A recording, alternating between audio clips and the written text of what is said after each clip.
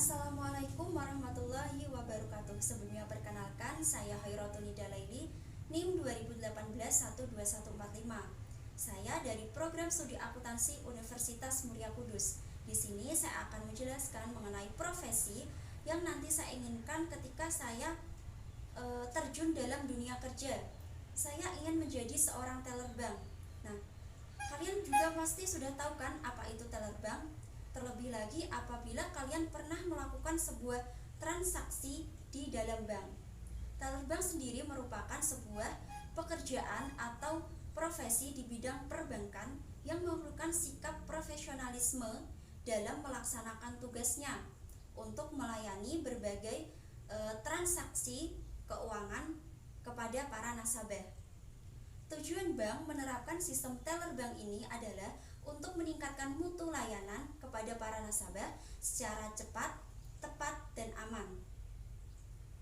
Untuk memenuhi hal-hal tersebut, maka seorang teller bank harus memiliki sikap yang profesional, tanggung jawab, serta semangat kerja yang tinggi.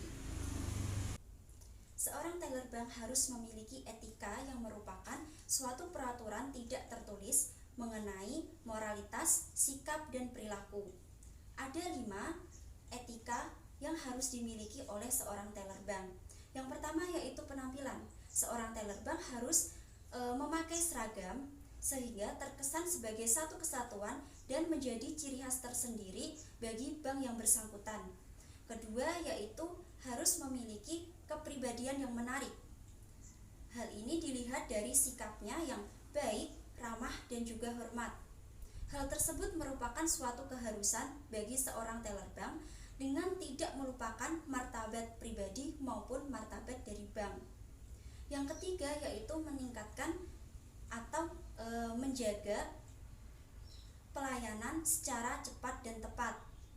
Dalam hal ini, seorang teller bank harus melayani nasabah secara cepat dan tepat agar nasabah tidak menunggu terlalu lama. Yang keempat yaitu menjaga kerahasiaan bank dan kerahasiaan dari nasabah. Yang kelima, apabila merangkap sebagai seorang customer service, maka seorang teller bank ini dituntut untuk bisa menjelaskan kepada nasabah tentang apa saja layanan yang diberikan oleh bank secara sistematis dan logis. Tugas-tugas dari seorang teller bank. Yang pertama yaitu melayani penarikan, transfer, dan penyetoran dari pelanggan. Yang kedua, melaksanakan pemeriksaan kas dan menghitung transaksi harian dengan menggunakan komputer, kalkulator, maupun alat hitung lainnya. Yang ketiga, menerima cek atau uang tunai untuk deposito.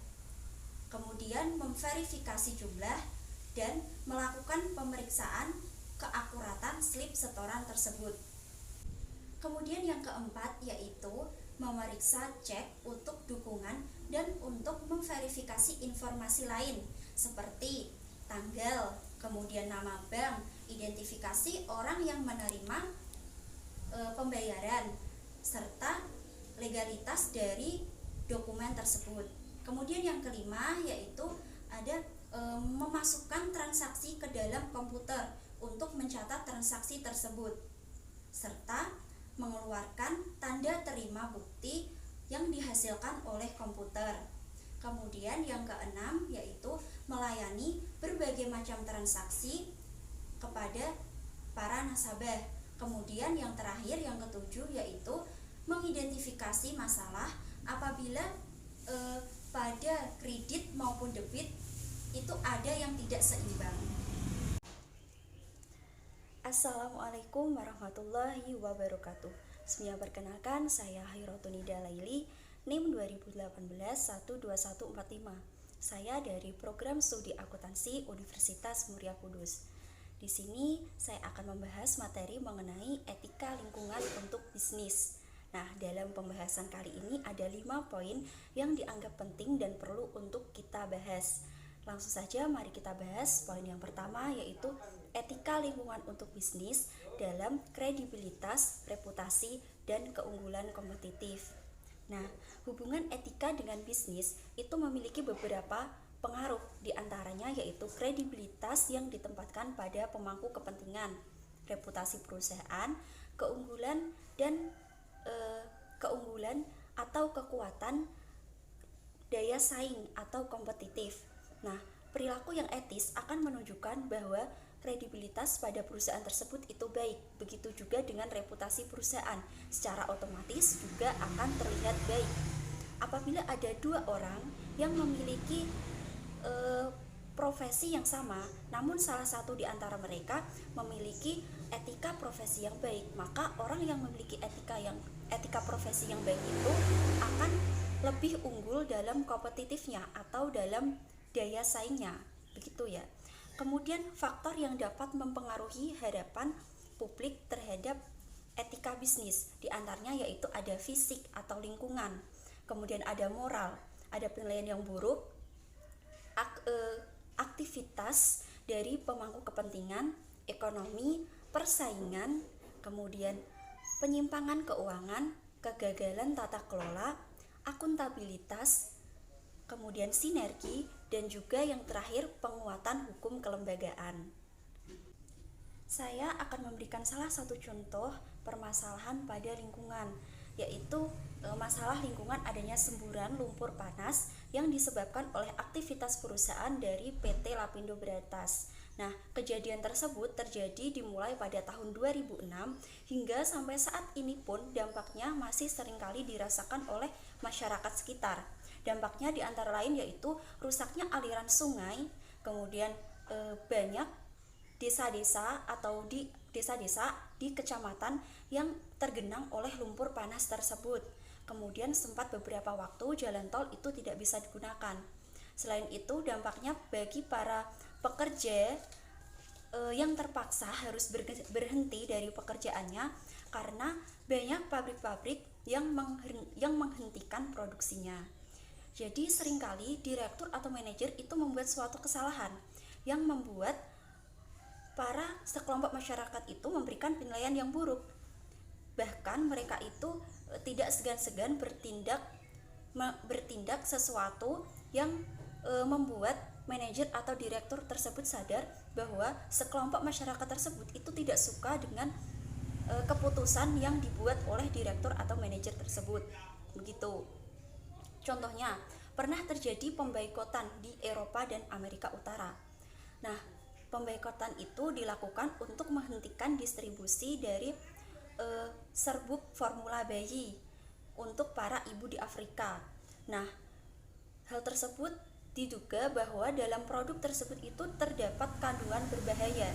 Namun seiring dengan berjalannya waktu, produk tersebut diproduksi kembali dengan syarat dipantau oleh jaringan aksi makanan bayi atau disingkat dengan IBFAN gitu. Poin yang kedua yaitu membahas mengenai harapan baru untuk bisnis. Nah, muncul harapan baru untuk bisnis. Hal ini dilakukan untuk agar perilaku atau kebijakan perusahaan dapat mengarah dan sesuai dengan etika. Banyak perusahaan yang sukses itu justru akan dilayani dengan sangat baik oleh mekanisme tata kelola dan berfokus pada hubungan fidusia. Nah, apa sih yang dimaksud dengan fidusia? Nah, fidusia sendiri merupakan suatu pengalihan hak kepemilikan sebuah benda di mana registrasi hak kepemilikannya itu masih dalam penguasaan benda tersebut. Contoh mudahnya, ketika kita membeli mobil atau motor, nah itu kan dalam sistem kredit. Nah, maka mobil atau motor tersebut masih menjadi hak milik dari orang yang memberikan kredit. Namun secara fidusianya kita berhak memakai kendaraan tersebut selagi tidak ada masalah dalam pembayaran atau pencicilan kredit tersebut, begitu. Kemudian poin yang ketiga kita membahas mengenai tanggapan dan perkembangan. Nah, para pemangku kepentingan itu memiliki harapan yang besar terhadap para pebisnis, direksi, eksekutif, dan akuntan profesional tentang bagaimana mereka mengerjakan dan bagaimana cara mereka melakukan pekerjaan tersebut. Begitu ya. Kemudian apa sih yang dimaksud dengan akuntabilitas pemangku kepentingan? Jadi akuntabilitas pemangku kepentingan merupakan orang-orang yang perlu diberikan akuntabilitas perusahaan, yang mengharapkan akuntabilitas dari pertanggungjawaban transparansi dari perusahaan tersebut. Contohnya itu seperti para pemegang saham, kemudian pelanggan, karyawan, kreditur, debitur, kemudian ada apa lagi ya? Pemasok juga termasuk ya. Terus kemudian ada media juga. Nah, itu tadi para pemangku kepentingan tuh orang-orang tersebut. Kemudian muncul model-model tata kelola seperti adanya reorganisasi. Contohnya, ada sebuah perusahaan yang mengalami sebuah masalah di mana salah satu dari karyawan itu melakukan penyimpangan tugas atau penyelewengan wewenang. Nah, maka dari itu perusahaan harus mengubah tata kelola perusahaannya dengan cara melakukan perubahan pada struktur organisasi, atau bisa juga mengubah peraturan yang ada di dalam perusahaan tersebut, begitu. Kemudian poin yang keempat yaitu tentang etika lingkungan untuk akuntan-akuntan profesional.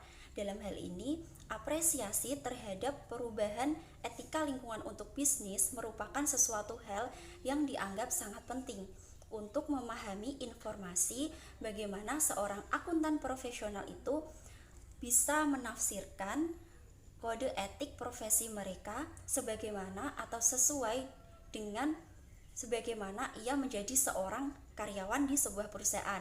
Dengan kata lain, seorang akuntan profesional yaitu harus bisa meyakinkan nilai-nilai etika mereka dan mereka siap untuk bertindak sesuai dengan nilai etika mereka serta bisa menjaga kredibilitas dari profesi akuntan mereka. Kemudian poin yang terakhir, yang kelima, yaitu membahas mengenai pengelolaan resiko dan kesempatan atau peluang. Nah, dalam hal ini suatu bisnis dan akuntansi profesional itu sangat bergantung pada pemangku kepentingan di tingkat internal maupun eksternal yang sangat baik. Begitu juga dengan perkembangan kepercayaan, bergantung pada nilai etika. Contohnya seperti ketika ada sebuah komunikasi, kerjasama, berbagi ide, kemudian keselamatan dan kesehatan, serta adanya keunggulan inovasi dan pelatihan dari kepemimpinan modern. Nah, hal-hal tersebut itu dapat menjadi tolak ukur atau menjadi faktor dari keberhasilan. Begitu. Baik, sekian presentasi dari saya. Apabila ada salah kata maupun pengucapan yang kurang jelas, saya mohon maaf. Saya harap teman-teman faham dan jelas mengenai materi yang telah saya sampaikan. Baik, saya undur diri. Wassalamualaikum warahmatullahi wabarakatuh.